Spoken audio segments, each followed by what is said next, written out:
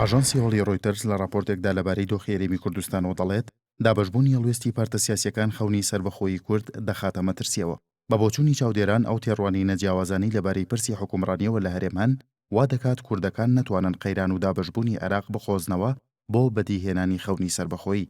بەپێی بە دۆداچوونەکەی ڕۆیتەرز قەیرانەکانی ئێستای هەرێم دەگەڕێنەوە بۆ دوای ساڵی 2023 لە کاتێکدا پارتی و یەکێتی بەپێی ڕێکەوتنی استراتیژی سەرجەم پۆستە حکومیەکانیان دابش کرد و زۆرینەی پارلەمانیشان قۆستەوە بۆ بەردەوامیدان بەو دۆخە. بەو شێوەیە بەرزانی لە هەرێمی کوردستان سەرۆک و تاڵەبانیش لە بەغداد سەرۆک بوو.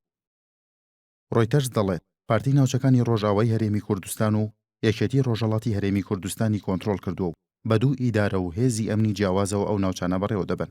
هەندێک لە پشتیوانانی پارتی و یەکێتی لە سەرپرسی سەرۆکایەتی سەختتر لە ڕۆژانی شەڕی ناوخۆ دژی یەکتر دەنووسن و ڕۆیتەرز بۆ ئەمەش بەڵگە دەهێنێتەوە بەو شەڕەی لە فەیسبوک و لە میدیاکاندا بەڕێوە دەچێت. ئەمەش ئاماژەیە بۆ ئەوەی هێشتا کاریگەریەکانی شەڕی ناوخۆ بە شێوەیەکی ڕێشەهی لە هەرێم بوونیان هەیە. ڕۆیتەرز ئاشکرای دەکات ئەو دابەشبوونانەی لە ناوچەکەدا دروست بوون دەستێوەردانی دەرەکی و ئەجێندای وڵاتانی ناوچەکەی بەرفراوانتر کردووە کە بەگشتی دەیانەوێت خەونی سربەخۆیی کوردەکان پوچەڵ بکەنەوە. لە ئێستادا پرسیاری سەرەکی شێوازی دابەشکردنەوەی دەسەڵاتەکانە لە هەرێمی کوردستاندا بەتایبەت لە دوای دروستبوونی هێزێکی نوێ کە بزوتنەوەی گۆڕانە.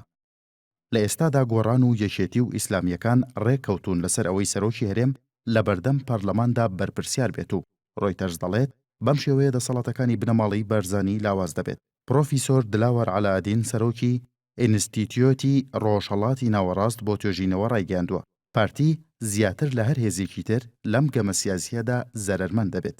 دیپلۆماتکارێکی ڕۆژئاوایی بە ڕۆیتەرزی ڕاگەیاندووە کوردەکان لە ئاستی نێودوڵەتیدا متمانێکی گەورەیان بەدەست هێناوە بەهۆی ڕووبەڕووبوونەوەی چەکدارانی داعش. بەڵام ئەگەر نەتوانن ڕێک بکەون ئەوە پێگەیان لە ئاستی نێودەوڵەتیدا دەکەوێتە مەترسیەوە. چاودێران لەو بڕوایەدان سەرەڕای وتارە ئاگرینەکانی پارتە سیاسیەکانی هەرێم لە دوجاردا لەسەر چارەسەرێکی مامناوەند ڕێک دەکەون و کە پێشبینی دەکرێت ویلایەتەکەی بارزانی بۆ 2 ساڵی تر درێژ بکرێتەوە. ئەگەر ئەوە ڕووبدات ئەو بەرزانی بەپێی دەستوری هەرێمی کوردستان دەتوانێت دووبارە بۆ 2 ویلایەتی تر بچێتە هەڵبژاردنەوە و ڕۆیتەرز پێشبینی دەکات ئەوەش سەر بکێشێت بۆ تەحەدا و قەیرانی زیاتر لە داهاتوودا.